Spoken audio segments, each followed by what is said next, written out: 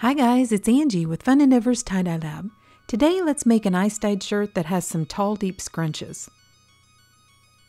I prepped the shirt like normal and I have it turned inside out.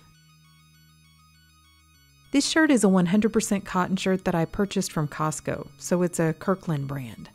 I've never used these shirts before, but I saw it in the store. They didn't have a whole lot of sizes available, but I went ahead and bought one size and thought I would just give it a try.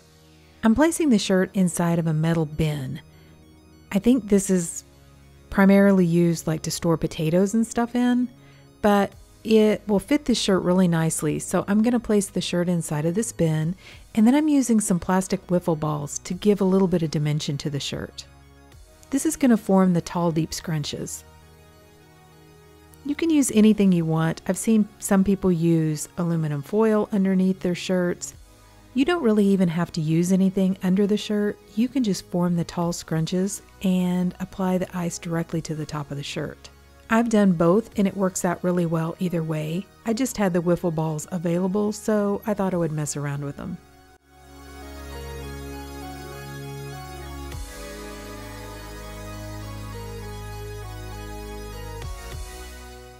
Now I'm going to add some ice to the top of the shirt.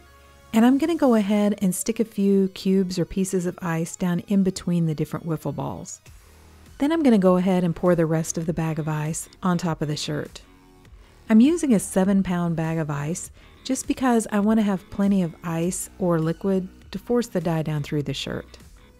I'm also going to lose some of the ice out of my container since it has holes in it, and so I just want to make sure I apply plenty.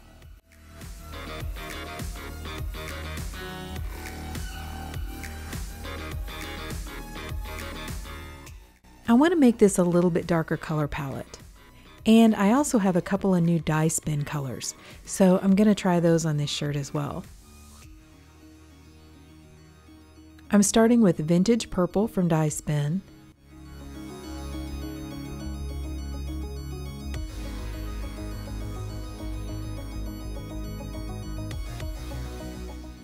Followed by Dark Cherry from Dye Spin.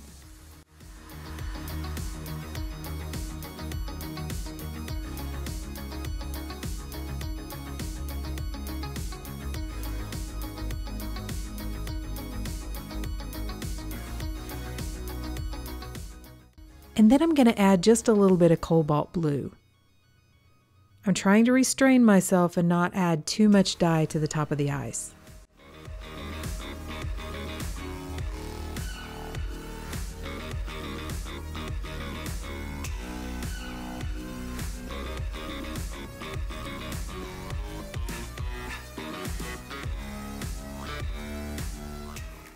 Then I'm going to add an additional sprinkle of soda ash over the top of the ice and the dye. Now I'm going to set the shirt aside and allow all the ice to melt. I want to leave the shirt for at least 24 hours after the ice melts. You can leave it longer and it won't harm or damage anything, but I want to make sure I leave it for at least 24 hours so that after the ice melts, the shirt has an opportunity to warm up and process so that the dye bonds properly with the shirt. Remember, Procyon fiber reactive dyes really need a temperature above 70 degrees to bond properly with the shirt. So the shirt has had plenty of time to process, and now it's time to start rinsing. I took the shirt to my utility sink and I began rinsing it in cold water to rinse out all of the soda ash. Then I gradually warmed the water up to hot, and I continued rinsing to rinse out any of the excess dye that didn't bond with the fabric. Since I used dark colors, I went ahead and ran a little bit of hot water in my utility sink, added a splash of Blue Dawn dish detergent, and I just allowed the shirt to soak. That'll help soak out any of the excess dye without just continuing to rinse for a long time. When the water was almost clear, I put the shirt along with some Dharma's textile detergent into my washing machine and washed it using a hot water cycle. Then after the shirt was washed and dried, this is what it looks like. So what do you guys think? I really like this one. I think that the shirt took the dye really well. And I really like the two new dye colors that I tried on this shirt. I have a couple of yellow color splits in the shirt, and I think that is coming from the dark cherry. But I really like the dye movement on the shirt. I like the way the tall deep scrunches look. And so overall, I'm really happy with the shirt. I definitely think it has a very watercolor feel to it.